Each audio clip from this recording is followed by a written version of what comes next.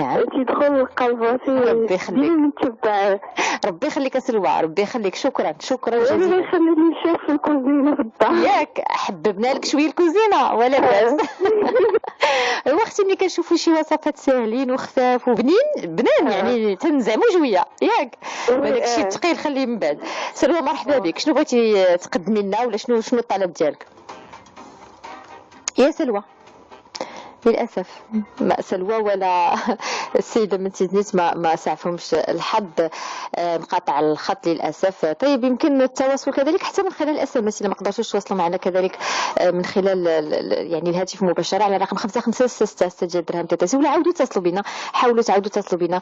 سلوى شكرا لك وشكرا على الحب ديالكم، اكيد حنا كنبذل لكم نفس الحب وبطبيعه الحال بنفس الحب كنعطيو كل المواد ديالنا ديال البرنامج، واكيد الهدف ديالنا نتعاونوا ونتشاركوا باش نعطيو واحد البيت زوينه على مستوى نصائح يعني تربويه ولا الزوجيه ولا، وبطبيعه الحال هو المجال مفتوح اكيد من خلال الخبرات ديالكم مع وليداتكم مع الازواج ديالكم، الناس كذلك اللي تلقاو ربما دورات تكوينيه، الناس اللي قراو شي حاجه وفاتهم بغيتوا نتوما تفيدونا ماشي فقط غير في المطبخ ولكن في كل المجالات، هو المجال مفتوح سواء على صفحتنا على الفيسبوك اسره سوق فهم تعطيونا النصائح ديالكم واللي نقدروا اننا بطبيعه الحال بكل فرح نقدموها وندرجوها ضمن الفقرات ديالنا او لا من خلال الاس ام اس كذلك. غادي نمشيو ناخذوا اتصال اخر معنا. بوتينه السلام عليكم. الو السلام عليكم. لاباس عليك لاله بوتينه من فرنسا كتتصل بنا كالعاده يا وفيه شد الاسره كذلك. مرحبا بك بوتينه، لاباس عليك؟ كلشي مزيان بارك الله خير. الله يبارك فيك الحمد لله. تفضلي تحياتي ليك وكل الطاقه ونستقبل المكالمات. الله يبارك فيك الله يجازيك بخير، شكرا لك بوتينه. اختي اليوم غادي نعطيك واحد كيكه بالمونغ والحامض خضر ديال الاولى. كيكه نعطيك واحد لي صوص كيترافقوا لي سالاد ولي سالاد ديال الدجاج ولي سالاد كومبوني. بكل فرح تفضلي بوتينه. نبداو بالكيكه. اييه فيها 200 غرام ديال المونغ. اذا 200 غرام ديال المونغ. بيضه اصفر بيضه بيضه كامله اصفر بيضه. اييه 80 غرام ديال السكر كلاصي. 80 غرام سكر كلاصي. 100 غرام ديال الدقيق. 100 غرام وي. ديال الدقيق. 40 غرام ديال الدقيق الكوك، ما كانش نعملو غير الكوك العادي ونطحنوه. ديال دقيق الكوك. 3 غرام ديال الخميره كيماويه. 3 غرام 3 غرام كاملين نعبروها. في الميزان. في الميزان. الميزان تيعبر كلشي حتى غرام تيعبر. واخا يا لاله. 30 غرام ديال الزبده مالحه. 30 غرام زبده مالحه. 25 غرام ديال زيت بلديه. 25 غرام زيت بلديه. عصير وزيت ديال الحامضه وحده تكون خضره. عصير و زيت القشور ديال الحامضه. قشور حامضه وحده. اييه تكون خضره ماشي صفراء. خضراء. اييه حيت كاين الفرق في اللون. غادي نحطو البيض ونخلطوه مع السكر. البيض نخلطوه مع السكر. نطحنو المونغ حتى يولي على شكل كومبوت ونضيفوه للبيض. ونطحن المونغ مزيان غير بوحدو ياك؟ بوحدو حتى يولي بحال الشكل ديال الكومبوت ونزيدوه للبيض. اييه ندوبو الزبده ونخلطوها مع الزيت. ندوب الزبده نخلطها مع الزيت. ثم تنضيفو الدقيق والخميره مغربلين. ثم الدقيق والخميره الخليط البيض والكومبوت ديال المونغ ونزيدو الزبده وعصير وزيت الحامضه الخضراء. اييه تنعملو في المول.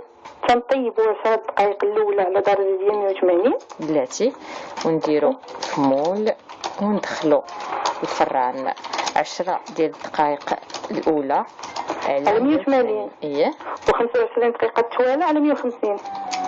الدقيقه المتبقيه على 150 درجه. اييه هاد الوقيته غادي نحطو الكلاصاج ديال الحامض. هذا ساهل بزاف الاخت سولات عليه بزاف. غادي ناخدو عصير الحامض الخضر والسكر كلاصي. باغ اكزومبل الا خدينا معلقه كبيره ديال عصير الحامض الخضر نزيدو ليها 3 المعالق كبار ديال السكر كلاصي.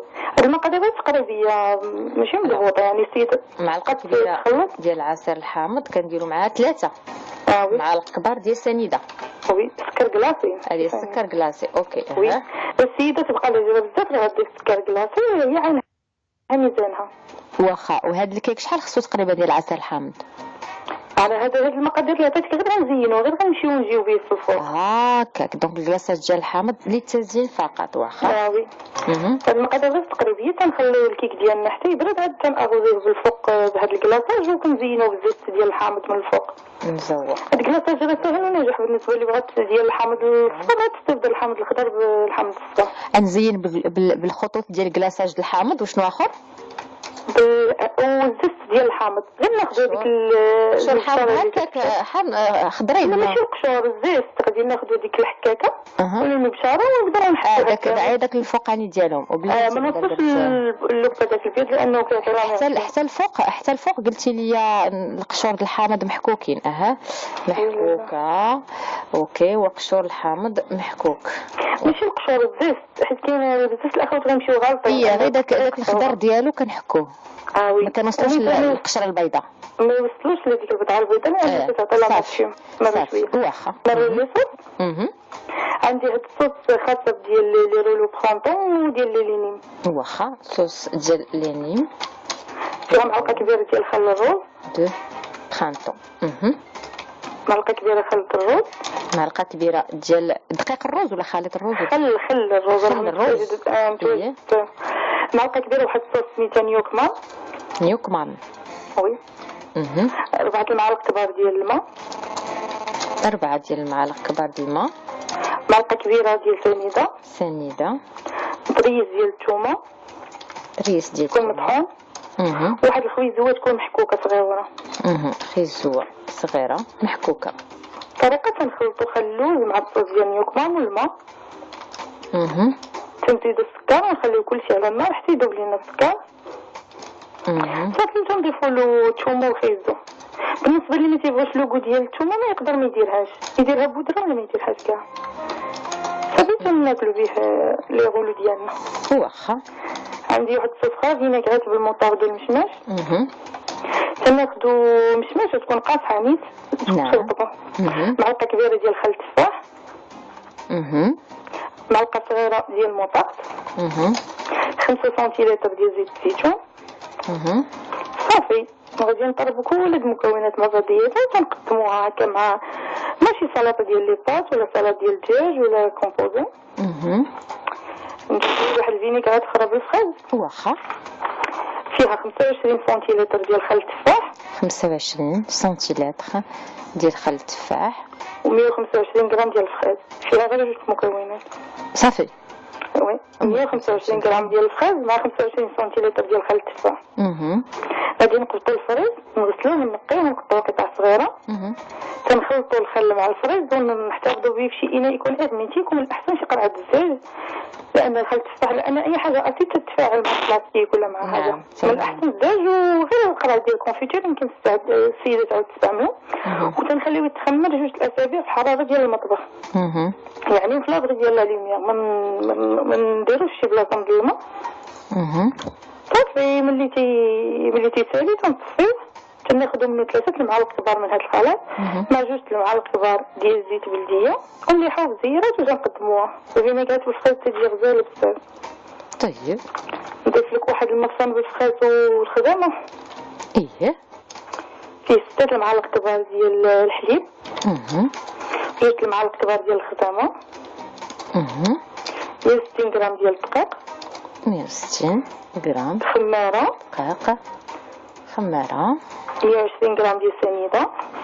120 غرام سنيده. 3 البيضات. 3 ديال البيضات. 125 غرام ديال الزبده. 125 غرام ديال الزبده. 150 غرام فريز يكون مقطع قطع صغيره.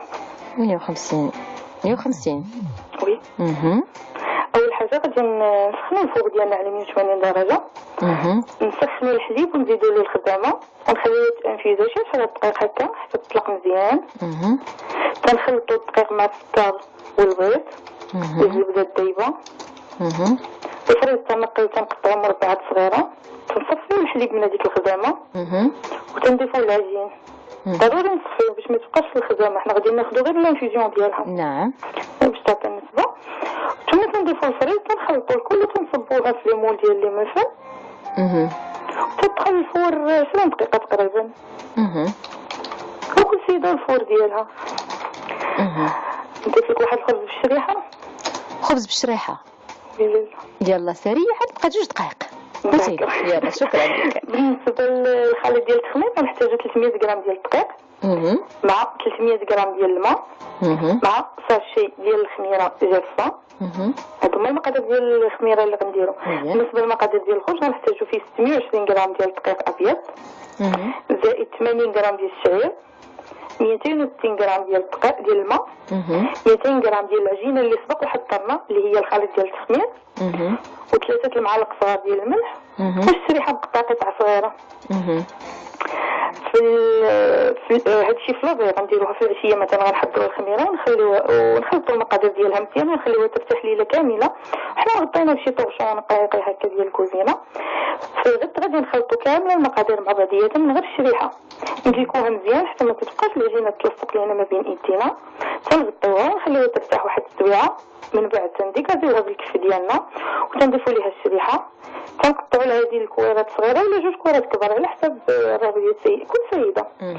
تنحطوهم في شي بلاط وتنخليوهم يخمروا تقريبا نص ساعه اخرى. تنسخنوا الفور على 200 درجه وتندخلوهم لمده 20 دقيقه. بالنسبه للفور كون حاطين فيه شي كوبال ولا شي ماء ولا شي اناء فيه الماء باش يحافظين على الرطوبه ديال الفران وما يجيناش قاصح. هاد اللي بالنسبه نديروه بجميع الانواع ديال الخبز وتنطيبوه نص ساعه ولا 35 دقيقه وتقريبا درجه الحراره تكون 230 درجه عاليه. الصحه والراحه. يعطيك الصحه بوتينا كنشكرك بزاف ان شاء الله بالصحه والهنا وتحيه كبيره ليك ولكل الاخوات. تحيه لك كذلك بوتينا وتحيه لكل الجاليه ديالنا في فرنسا وفي غير فرنسا في كل الدول خارج المغرب عربيه ولا غيرها. كنشكرك بزاف على المشاركه ديالك واكيد الوصفات ديالنا كلها غتلقاوها على صفحتنا على الفيسبوك استاذ شرشيده فاهم. دابا شويه غادي نكملوا معكم باقي وصفات